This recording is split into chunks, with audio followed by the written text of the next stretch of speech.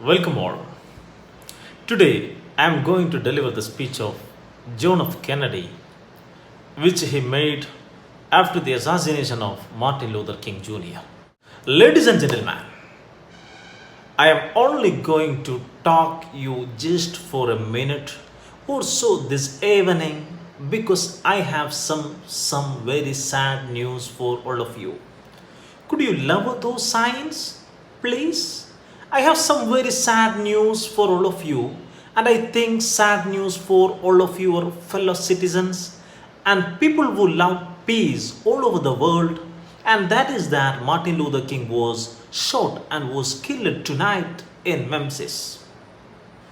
Martin Luther King dedicated his life to love and to justice between fellow human beings. He died in the course of that effort.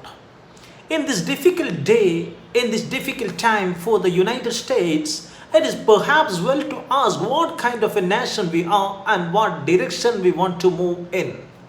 For those of you who are black, considering the evidence evidently is that there were white people who were responsible, you can be filled with bitterness and with hatred and a desire for revenge. We can move in that direction as a country in greater polarization, black people amongst blacks and white amongst whites, filled with hatred toward one another. Or we can make an effort, as Martin Luther King did, to understand and to comprehend and replace that violence. The stain of bloodshed that has spread across our land with an effort to understand compassion and love.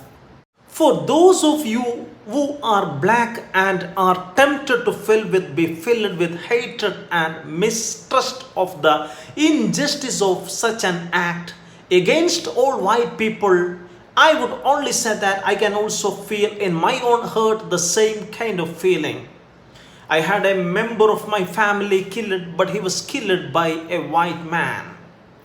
But we have to make an effort in the United States. We have to make an effort to understand, to get beyond or go beyond these rather difficult times.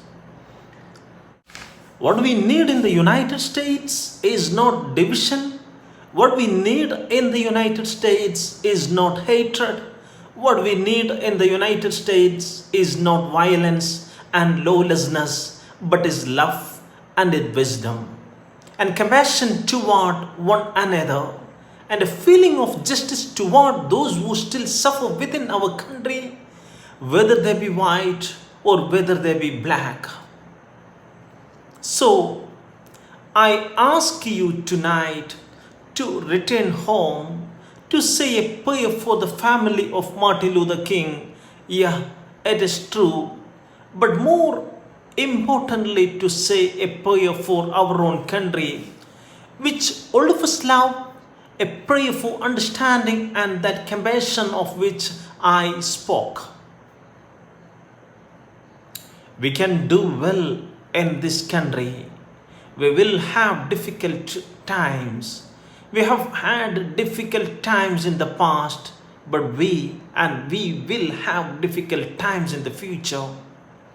It is not the end of the violence. It is not the end of the lawlessness.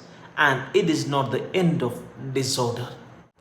But the vast majority of white people and the vast majority of black people in this country want to live together, want to improve the quality of our life, and want justice for all human beings that abide in our land. And let us dedicate ourselves to what the Greeks wrote so many years ago, to tame the savageness of man and make gentle the life of this world. Let us dedicate ourselves to that and say a prayer for our country and for our people. Thank you very much, my dear friends, for listening, for observing this speech. Thank you.